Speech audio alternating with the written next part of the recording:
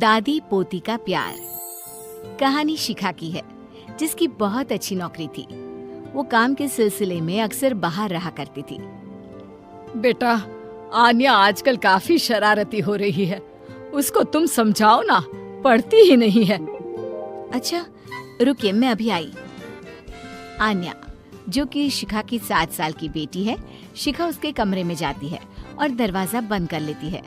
सास को लगता है कि शायद शिखा आन्या को प्यार से समझाएगी, लेकिन कुछ देर बाद दादी, दादी बचा लो, मुझे मार रही है मम्मी।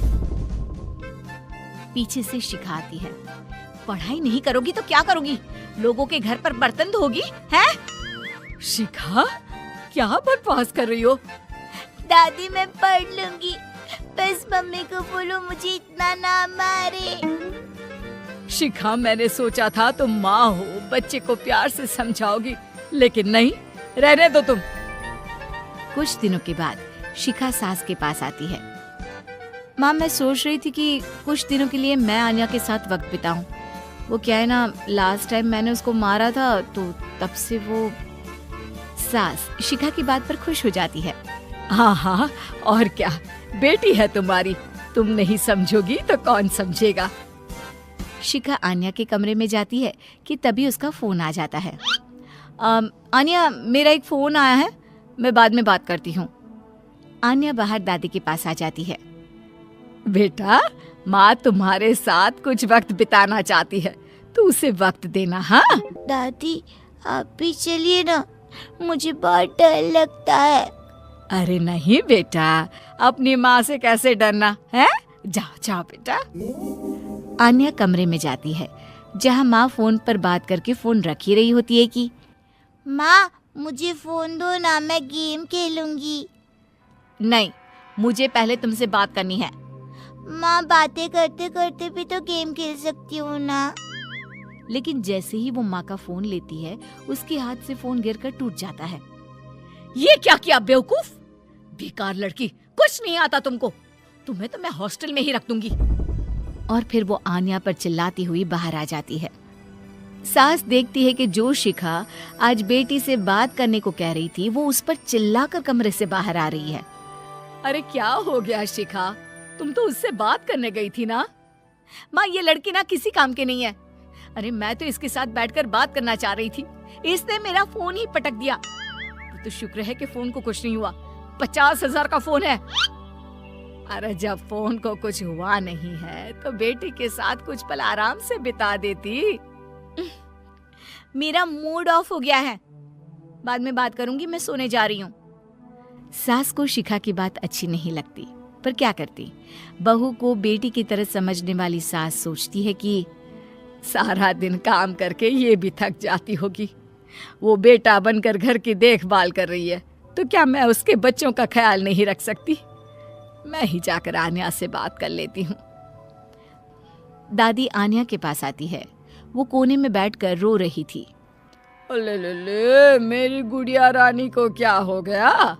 देखो शाम हो रही है, चलो पार्क में चले क्या घूमने? नहीं दादी, मैं कहीं नहीं जाऊंगी। मेरा चेहरा देखो कितना पीला पड़ रहा है। सब पूछेंगे क्या हो गया तो क्या कहूंगी? ये बात तो है।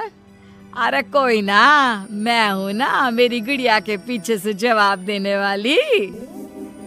दादी और पोती पार्क में खेलने जाते हैं, जहाँ एक बच्चा कहता है, अरे आन्या, क्या हो गया, क्यों रो रही थी?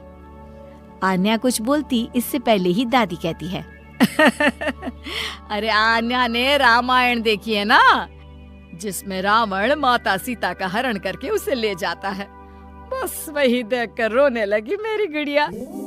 हरण क्या होता है आन्या की दादी? आन्या की दादी क्या होता है? दादी तो दादी होती है ना। वैसे हरण का मतलब होता है फिर क्या, दादी सभी बच्चों को रामायण के किस्से सुनाने लगती है। सभी दादी को घेर लेते हैं। आन्या को अपनी दादी को देखकर काफी फक्र महसूस होता है। आज तो पार्क में मजा ही आ गया दादी। दादी, आप मुझे छोड़कर कहीं मत जाना, वरना मम्मी तो मुझे। नहीं बेटा, ऑफिस के काम से मम्मी परेशान हो जाती है और आपको तो पता है जिसे हम सबसे ज्यादा प्यार करते हैं उसी से ज्यादा नाराज भी तो होते हैं ना।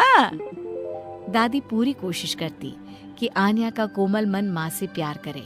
फिर एक रोज, अरे शिखा, वो क्या है ना, तुझे तो पता है मेरी अंग्रेजी थोड़ी कमजोर है। सोच रही थी आन्या की कोई ट्यूशन लगवा देते हैं। क्यों, क्या हो गया?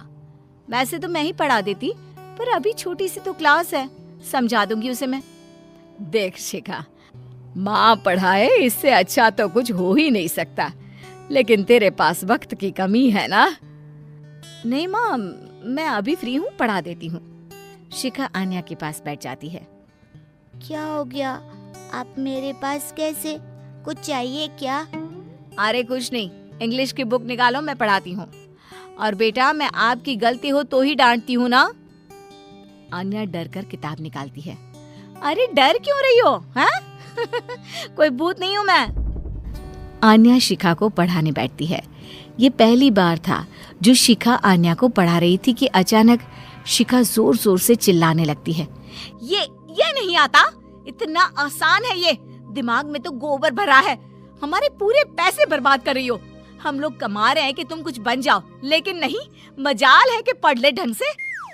माँ, मुझे ये नहीं आता, तभी तो दादी से कहा था कि किसी को बोलो मुझे पढ़ा दे। अरे वाह जी वाह, तमीज देखो, कितनी जबान चल रही है तेरी। मन तो कर रहा है कि एक थप्पड़ जड़ दूं। आन्या माँ की डांट सुनकर जोर जोर से रोने लगती है।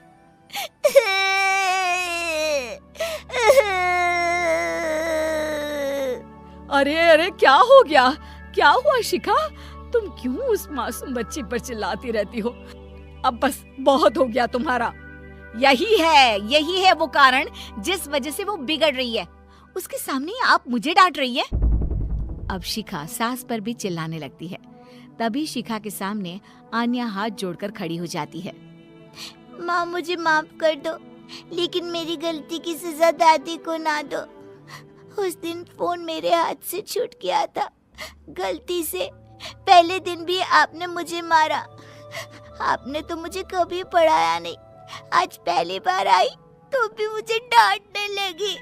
चुप हो जा आन्या, तेरी माँ है वो, कितनी बड़ी है तुझसे। तो क्या हो गया, बड़ी है, लेकिन पता नहीं कि बच्चों और बड़ों के साथ कैसा व्यवहार करना चाहिए। माँ, हम कम पैसों में गुजारा कर सकते हैं, लेकिन आपके बिना नहीं, हमें आप चाहिए माँ। छोटी सी आन्या की बात सुनकर शिखा की आंख में आंसू आ जाते हैं। उसे रियलाइज होता है कि उसने कैसे आन्या को परेशान किया है। मुझे माफ कर दो तुम दोनों। माँ, आपने मुझे हमेशा बेटी समझा, लेकिन मैं अच्छी माँ नहीं बन पाई। अरे नहीं नहीं बेटा, ऐसा नहीं कहते। देखो, ऐसी बात है कि जब जागो तब सवेरा।